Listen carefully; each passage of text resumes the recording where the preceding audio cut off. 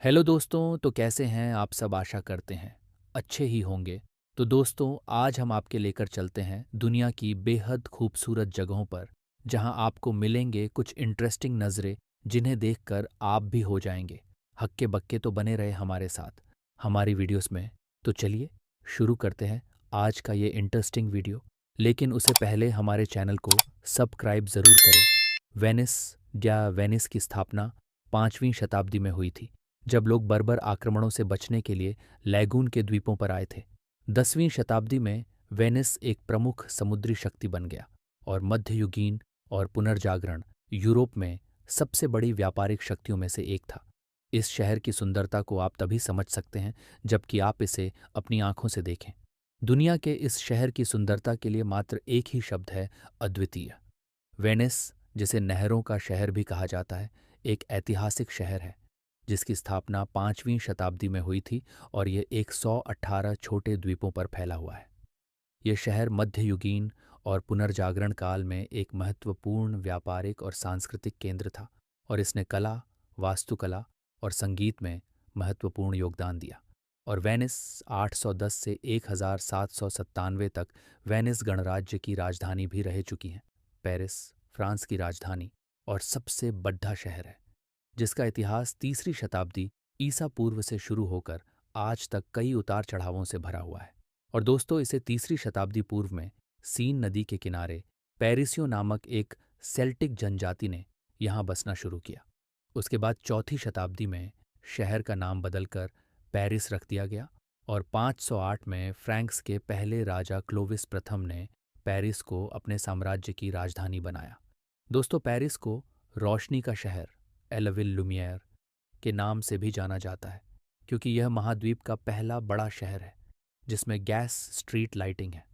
प्राग एक समृद्ध इतिहास के साथ मध्य यूरोप का एक राजनीतिक, सांस्कृतिक और आर्थिक केंद्र रहा है। रोमन काल के दौरान स्थापित और गौथिक, पुनर्जागरण और बारोक युग में समृद्ध प्राग बोहेमिया साम्राज्य की राजधानी थी और कई पवित्र रोमन सम्राटों का मुख्य निवास स्थल थी, जिसमें मुख्यतः चार्ल्स चतुर्थ शाह 1346 से 1378 शामिल थे। यह हाब्सबर्ग राजशाही और उसके ऑस्ट्रो हंगेरियन साम्राज्य का एक महत्वपूर्ण शहर था। शहर ने दोनों विश्व युद्धों और युद्ध के बाद के कम्युनिस्ट युग के दौरान बोहेमियन और यूरोपीय धर्म सुधार, 30 साल का युद्ध और 20वीं शताब्दी के इतिहास में चेकोस्लोवाकिया की राजधानी के रूप में प्रमुख भूमिका निभाई है। लिस्बन पुर्तगाल की राजधानी एक प्राचीन शहर है जिसका इतिहास फोनीशियनों द्वारा स्थापित किए जाने से लेकर रोमन, मूर और पुर्तगाली साम्राज्यों तक फैला हुआ है। प्राचीन काल में लगभग 1200 ईसा पूर्व में फोनीशियनों द्वारा व्यापारिक केंद्र के रूप में स्थापित किया गया था, जिसे ओलिसिपो नाम दिया गया। आज लिस्बन एक जीवंत और आधुनिक शहर है जो अपनी संस्कृति, इतिहास और वास्तुकला के लिए जाना जाता है। लिस्बन, पुर्तगाल की राजधानी, अपनी खूबसूरती के लिए जानी जाती है, जिसमें ऐतिहासिक केंद्र, रंगीन इमारतें, टेगास नदी और मनोरम दृश्य शामिल हैं। रियो डी जेनेरियो ब्राज़ील के रियो डी जेनेरो राज्य की राजधानी और देश का दूसरा सबसे बड़ा शहर है, जो अटलांटिक महासागर के किनारे स्थित है और दुनिया के सबसे सुंदर और दिलचस्प शहरी केंद्रों में से एक माना जाता है। और दोस्तों, रियो डी जेनेरो करीब 2 शताब्दियों तक ब्राज़ील की राजधानी बना रहा। 1753 से 1822 तक पुर्तगाली औपनिवेशिक काल के दौरान और फिर 1822 से 1960 तक ब्राज़ील के एक स्वतंत्र राष्ट्र के रूप में उदय के बाद इसका असाधारण नाटकीय परिदृश्य, वनों से भरे पहाड़ों की एक श्रृंखला से युक्त, जो शहर के ऊपर स्थित है, 1021 मीटर ऊंचे तिजुका पर्वत की सबसे ऊपरी चोटी तक बढ़ते हैं और तट पर नीचे की ओर गिरते हैं।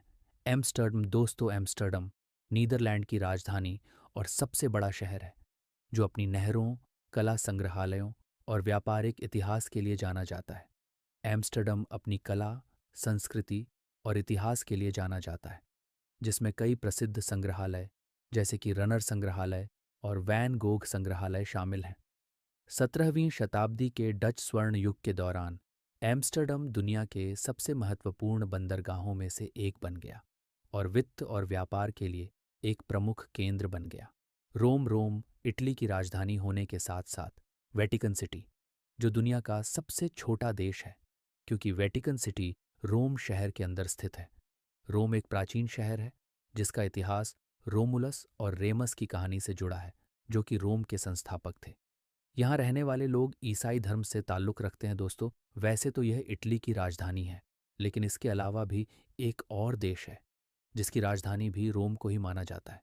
इस देश का नाम है वेटिकन सिटी, जिसे दुनिया का सबसे छोटा देश माना जाता है। ईसाई धर्म के प्रमुख संप्रदाय रोमन कैथोलिक चर्च का यही केंद्र है, और इस संप्रदाय के सर्वोच्च धर्मगुरु पोप का निवास स्थान भी यही है। तो दोस्तों, आज के लिए बस इतना है। आशा करते हैं आपको हमारी ये वीडियो पसंद आया होगा। अगर हाँ, तो हमें कमेंट करके बताएं कि आपको ये वीडियो कैसा लगा, और हमारे चैनल को सब्सक्राइब भी ज़रूर करें